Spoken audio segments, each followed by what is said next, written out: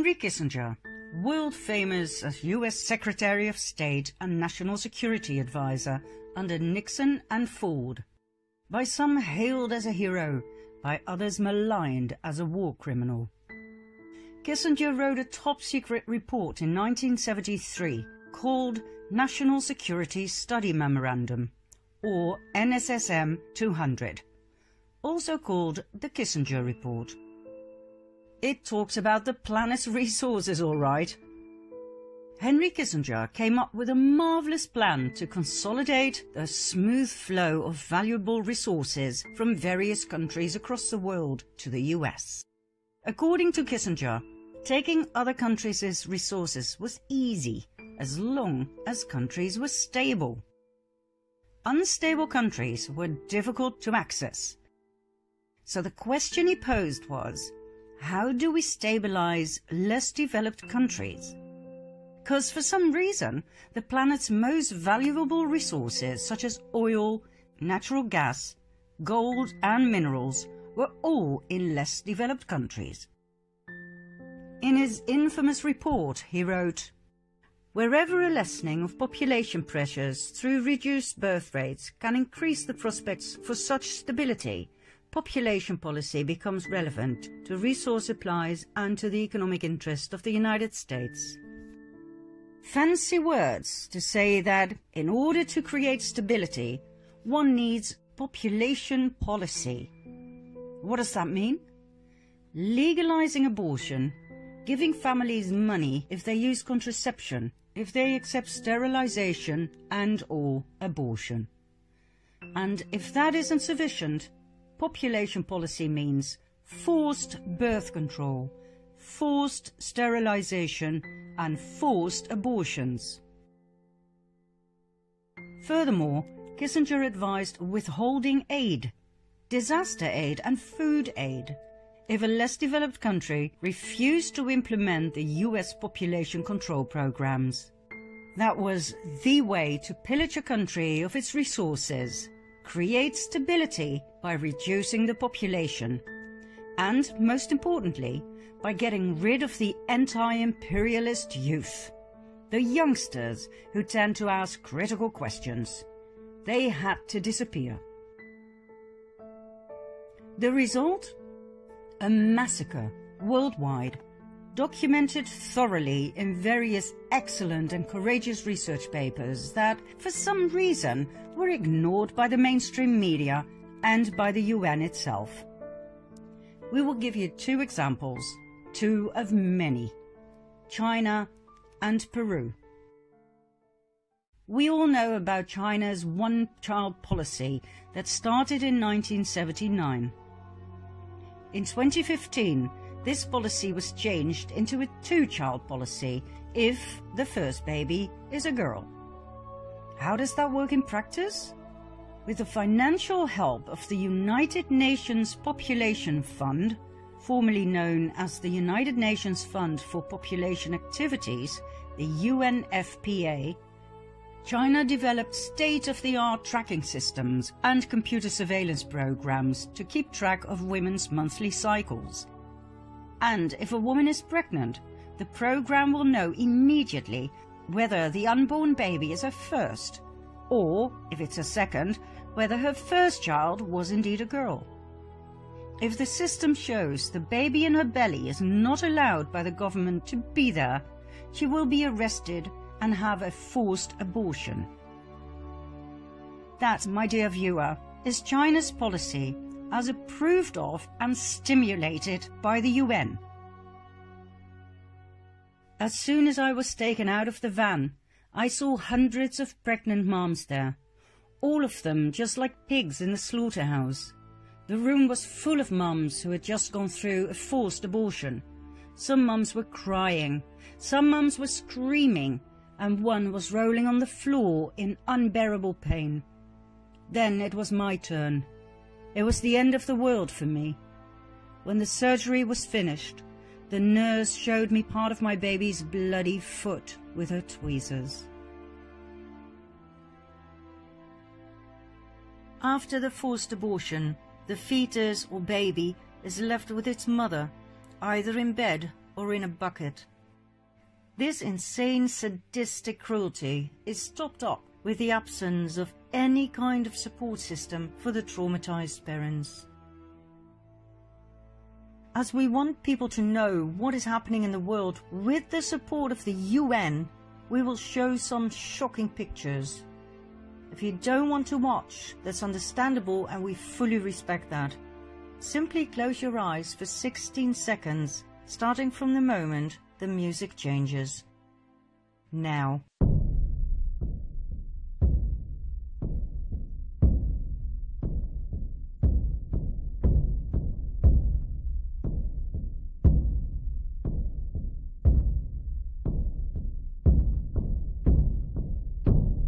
Of course, the United Nations Population Fund denies being involved in forced abortions, but according to its own documents, it donated more than $100 million to China's population control program.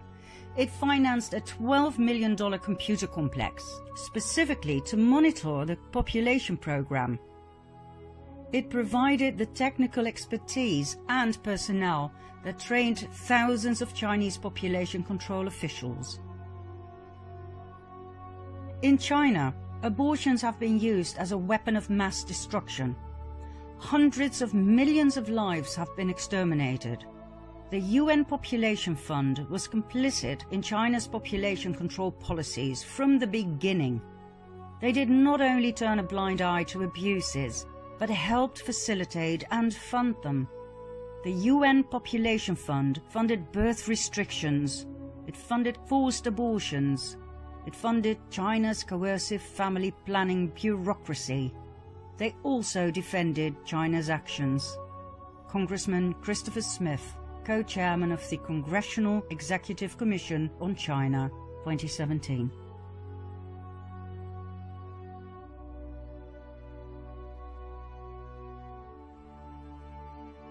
One result of the one-child policy that we never hear the UN about is the surge in female infanticide that has now resulted in a disastrous sex ratio of 115 boys to every 100 girls. Female infanticide means that parents actually kill their baby girls. China has a cultural preference for boys, so the baby girls are killed. Do you know what that does to a parent? If you do, it will not surprise you that China has the highest female suicide rate in the world, and it is the only country listed where the number of suicides among women surpasses that of men. Any sympathy from the UN? No. On the contrary, the United Nations Population Fund presented China with a UN award for the most outstanding population control program.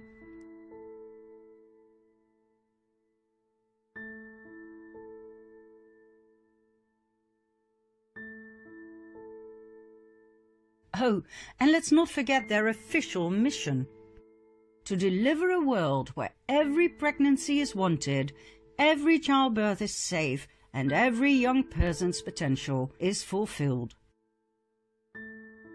Under the one-child policy, the Communist Party, by its own estimation, prevented over 400 million births and carried out over 336 million abortions.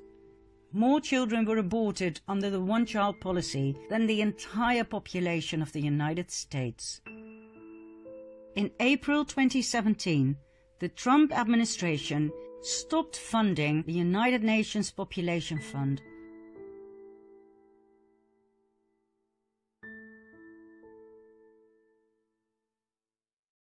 Peru. Between 1995 and 1907, over 250,000 Peruvian women were sterilized as part of a program to fulfill President Fujimori's family planning goals, financed by the US.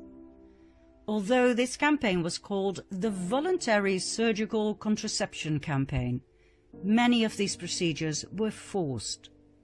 In fact, women whose underweight children were on government food programs were threatened with the withholding of this food if they refused to be sterilized. and others were kidnapped from their families and forcibly sterilized.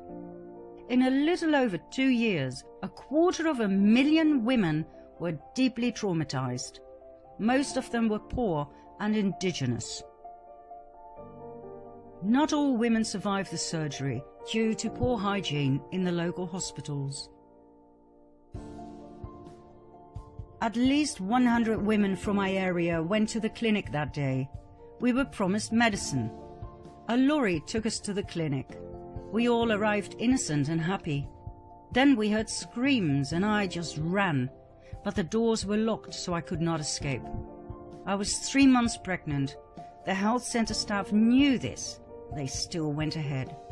When I woke up, I was sterilized against my will. The examples go on and on and on. In every less developed country, the UN's concern was not with development, health, or women's empowerment, but with reversing the unchecked growth of the world population.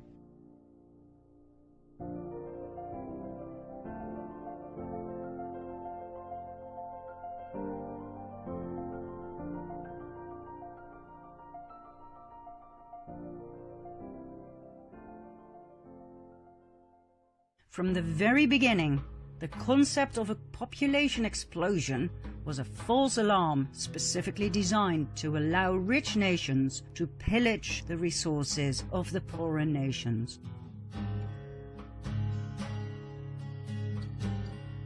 And Kissinger? He simply laid out the protocols of Zion for modern times.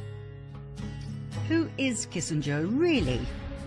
He was born in 1923 in southern Germany, right at the Cabal center of Bavaria. His full name? Heinz Alfred Kissinger.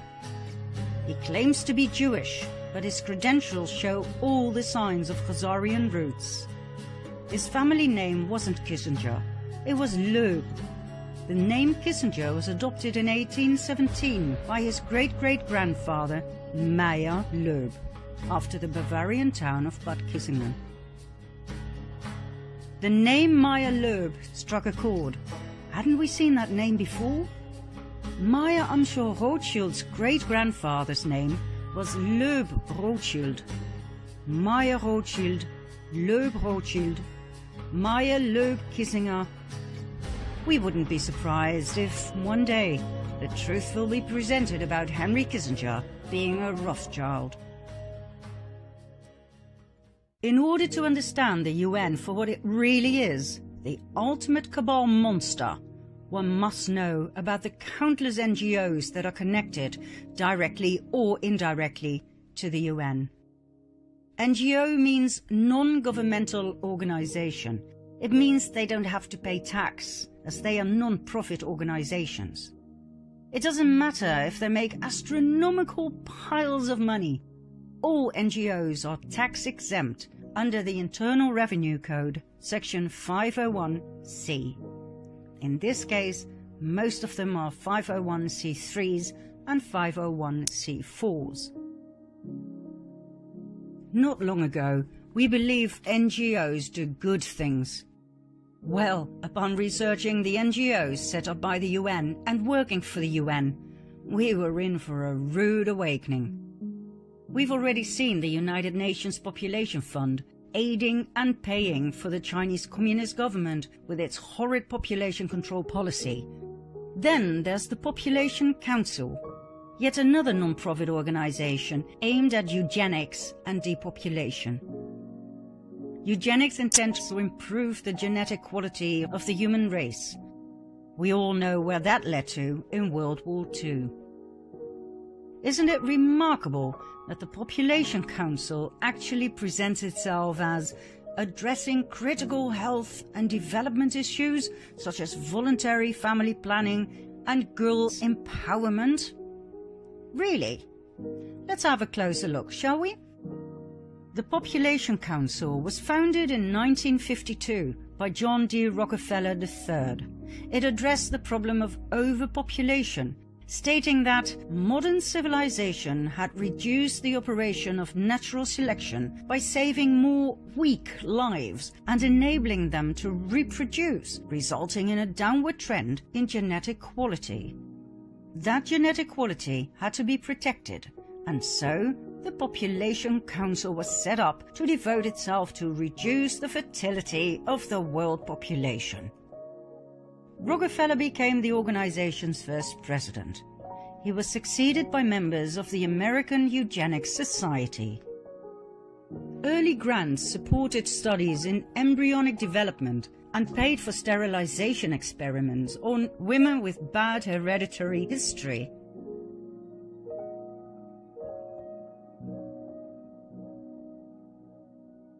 It was clear from the start that the Population Council had nothing to do with protecting women's health and safety. It had everything to do with the cabal's depopulation program. The intrauterine device they forced on millions of women in India, Pakistan, South Korea and Taiwan caused major side effects such as severe pains, protracted bleeding, pelvic inflammatory disease and perforated uteruses. Nonetheless, with the help of the national governments of those countries that were paid millions of dollars in blood money, the birth control measures continued without any care or compensation for the women in question.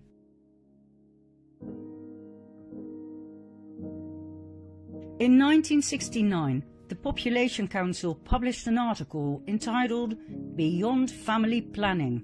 The document offered legitimacy to, for instance, adding fertility control agents to water supplies in urban areas, temporary sterilization of all young women via time capsule contraceptives, and compulsory sterilization of men with 3 or more children. Once again, the Population Council actually presents itself as addressing critical health and development issues, such as voluntary family planning. Voluntary? Really?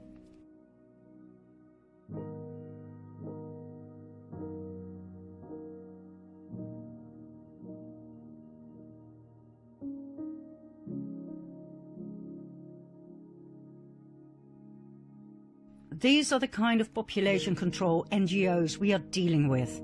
There are 37 NGOs right now that deal with the overpopulation program.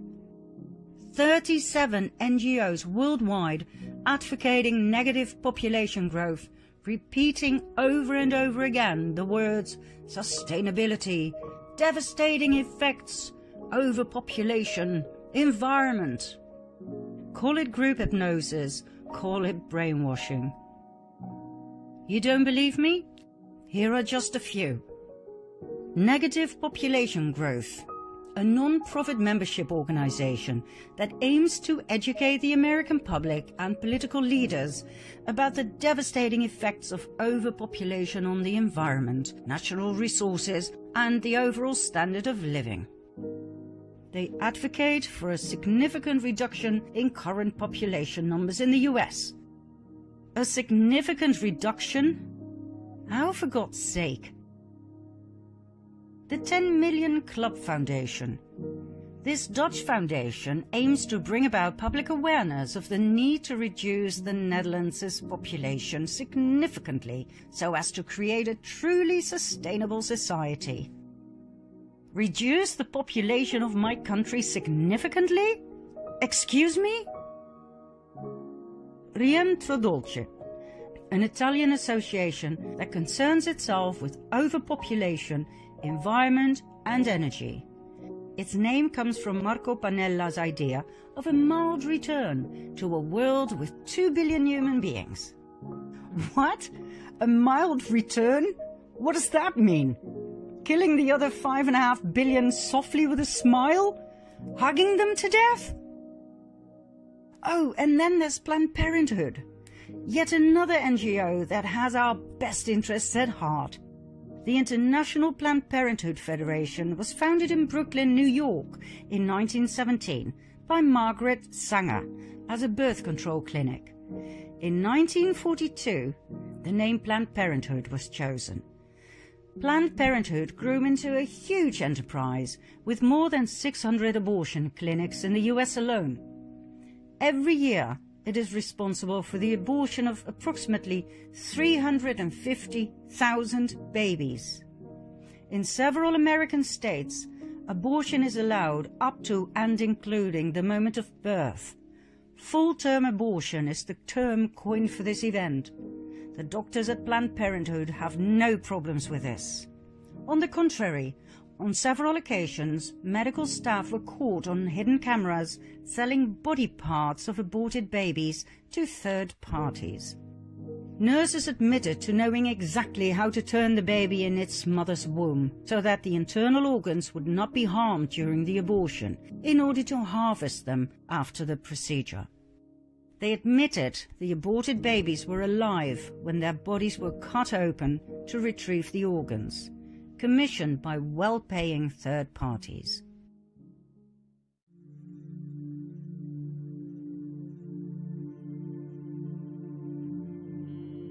A lot of people want intact hearts these days because they're looking for specific nodes.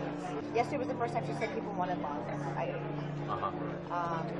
And then, like I said, always as many intact livers as possible. People just want livers. Some people want lower extremities too, which that's simple. I mean, that's easy. I don't know what they're doing with it. I guess they want muscle. But Yeah, a dime a dozen.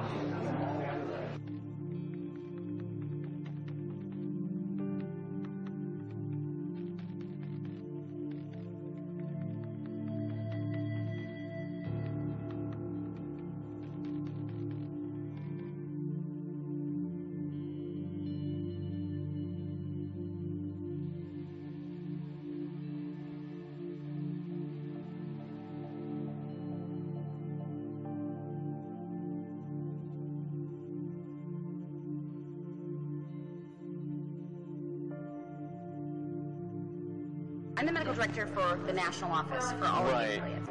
You know, I'm going to throw a number out. I would say it's probably anywhere from $30 to $100, depending on the facility and what's involved. The $30 to $100 price, that's per specimen that we're talking about, right? Yeah.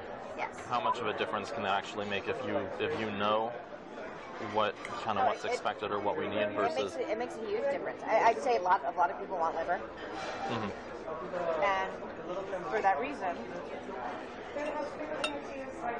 most providers put this case under ultrasound guidance, so they'll know where they're putting their forceps. Kind of rate-limiting step of the procedure is calvarium. Calvarium, the head is basically the biggest part. Most of the other stuff can come out intact. Right. It's very rare to have a patient that doesn't have enough dilation to evacuate all the other to bring the body cavity out intact and all that. So then you're just kind of cognizant of where you put your brassivers.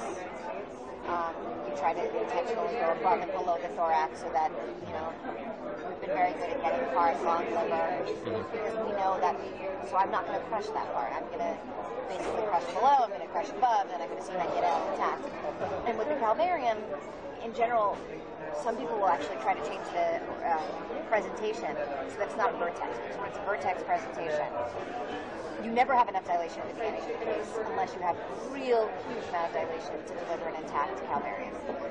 So if you do it starting from the breech presentation, there's dilation that happens as the case goes on, and often at the last you can evacuate an intact calvarium at the end. So I mean, there are certainly steps that can be taken. So they can convert to breech, for example, at the start of the... Exactly. Under ultrasound guidance, they can just change the presentation.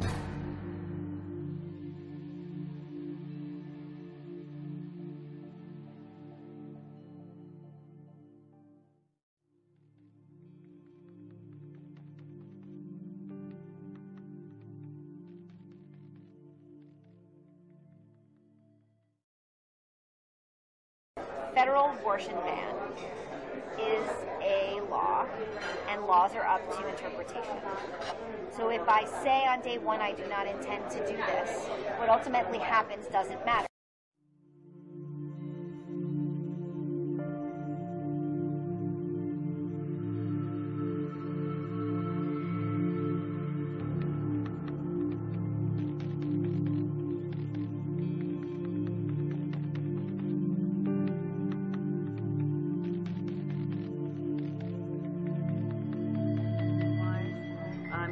realistically, if we were to do an agreement with you guys, you know, what do we think you could get? I mean, what do you feel like you could get? Volume-wise? Yeah, okay. on specifically liver tissue, because that's such an area of demand for us. Right, so liver and what about intact specimens? Oh, yeah, I mean, if you had intact cases, which we've done a lot, so we've sometimes shipped those back to our lab in its entirety. So what would keep your lab happy? Like, what would make your lab happy? Another 50 livers a week. You can handle that? Yeah. Okay. As you probably know, potentially, I mean, I think that one of the issues with neural tissue is so fragile. It's insanely fragile. Right. I was going to say is that I know we get requests for it's the hardest thing in the world to ship. You do is the whole calvarium. That's it. Yeah, that's the easiest way. And I mean, we've actually had good success with that in the past. So They're like, make sure the eyes are closed. Yeah. Tell the lab it's coming. So don't open the box. Oh God. You know what I mean? So whereas so many of the academic labs cannot fly like that. They're just not capable. Why is that? I don't understand that. It's almost like they don't want to know where it comes from. I can see that. Where they're like, we need limbs, but no hands and feet need to be attached. And you're like, They just want the long bones and they don't want to see that they want you to take it all off. Like, make it so that we don't know what it is. Yeah. It's like, bone the chicken for me, and then that's it. You Sort know, of and like, then I'll eat it. But we know what it is. I mean, but their lab. So this goes to that whole stigma. Oh, that, yeah. This is, and their lab techs freak out and have meltdowns, and so it's just kind of like, So, I mean, I think you're either in the cause or you're not. Yeah. And if you're not in the cause, like, they don't need you around. Get out. They need champions. And if you're not a champion, you should go. Yeah. Because that's just, you know, and I don't know, the clinics, you know, they're very guarded, as they should be. Yeah. And who do they let in their house? They want champions in their house, right? Hello, I'm Cecile Richards, President of Planned Parenthood Federation of America. I want to be really clear. The allegation that Planned Parenthood profits in any way from tissue donation is not true.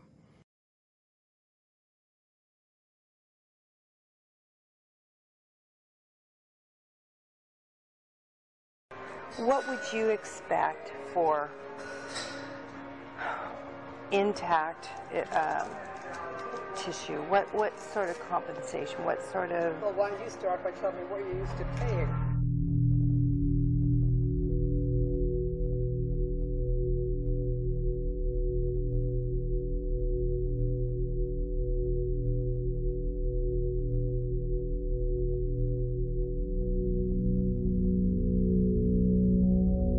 Don't lowball it.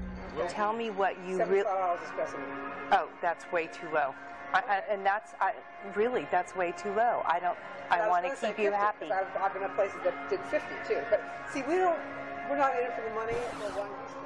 Now, this is for tissue that you actually take, not just the tissue that the person volunteers, but you can't find anything. Exactly. And here's another thought: is we can talk about specimen as per specimen per case, or per procured tissue sample, which would be so that if we're able to get a liver thymus pair. You know, maybe that is $75 per specimen, and so that's for for liver thymus pair, and that's $150.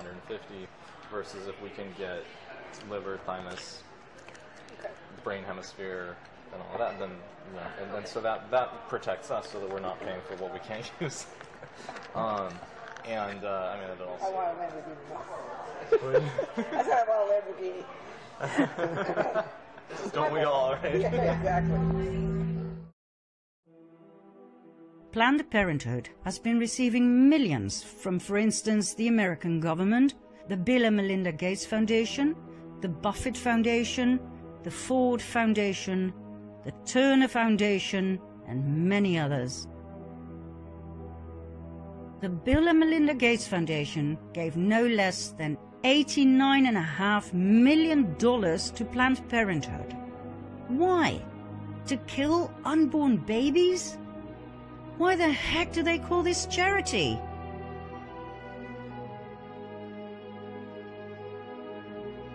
The most merciful thing that the large family does to one of its infant members is to kill it.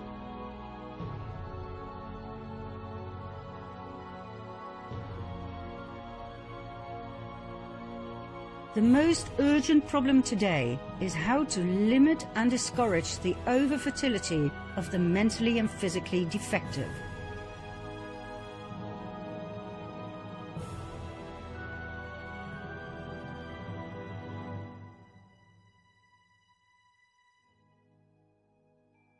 A marriage license shall in itself give husband and wife only the right to a common household and not the right to parenthood.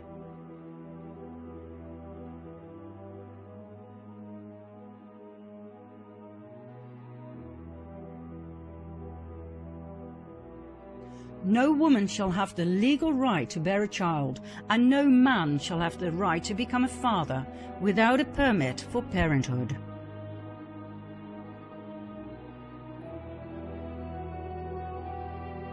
We don't want the word to go out that we want to exterminate the Negro population.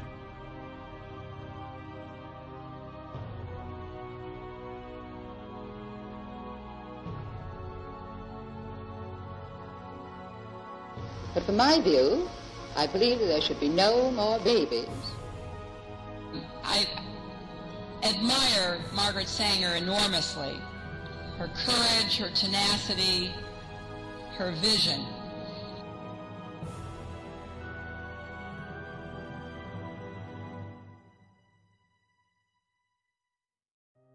President Trump ended the US funding of Planned Parenthood in 2019. Oh, and just as we started editing this part 6, we received news that Henry Kissinger is one of 11 high-ranked officials who have just been removed from the Pentagon Defense Policy Board, effective immediately. Thank you, President Trump. We could talk about the UN forever, its brilliant business constructs, its evil deeds, and its hypnotic words to put up a smokescreen to divert the public from seeing the truth of its real threefold purpose: pillaging the resources of less developed countries, money laundering, and population control, better known as the Depopulation Program. The money laundering will be clarified next. We promise you, when we're done with the UN and its NGOs, you will never donate another dollar ever again to any one of them. Let's continue with more crime, fraud, and the front man of this entire scheme in part 7.